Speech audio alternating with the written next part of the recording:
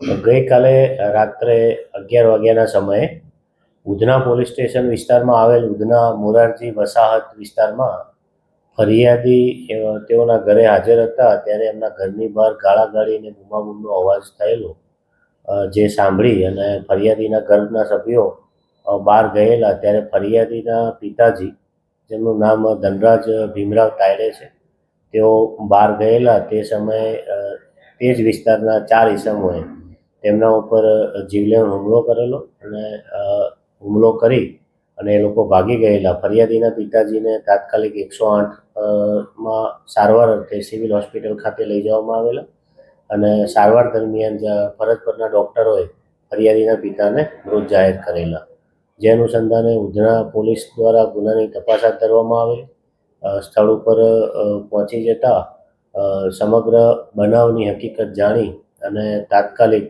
4 આરોપીઓને ઉધના પોલીસ દ્વારા ગણતરીના સમયમાં હસ્તગત કરવામાં આવેલા છે. સર, ખાલી આટલી જ બાબત હતી કે અન્ય કોઈ અગાઉનો ઝઘડો કે શું કારણ? આ સમગ્ર હકીકતમાં હાલમાં પ્રાથમિક તપાસ દરમિયાન પોલીસના ધ્યાને એવું આવેલું છે કે આજથી 2 વર્ષ પહેલાં ફરિયાદીના ભાઈ છે વિક્કી ઉર્ફે લક્કી, તેઓએ આ ગુનામાં જે આરોપી છે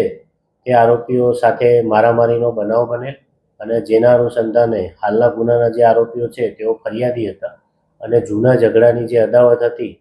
એના કારણે આ સમગ્ર બનાવ બનવા પામેલ છે એવું હાલ પ્રાથમિક તપાસમાં પોલીસને જણાઈ આવેલ છે. સર, દીકરાને મારવા આવ્યા તો પિતાને શા માટે મારી નાખ્યો? દીકરાને મારવા માટે આવેલા તો જેમાં વિગત એવી છે કે આ કામના જેટલા 4 આરોપીઓ છે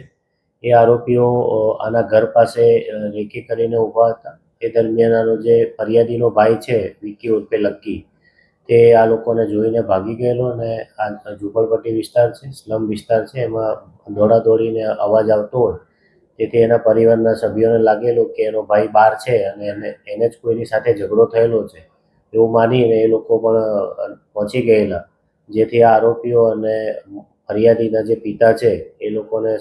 સામે ગાળાગાળીને બોલાચાલી થયેલી, જે અનુસંધાને આ બનાવ બનેલ છે.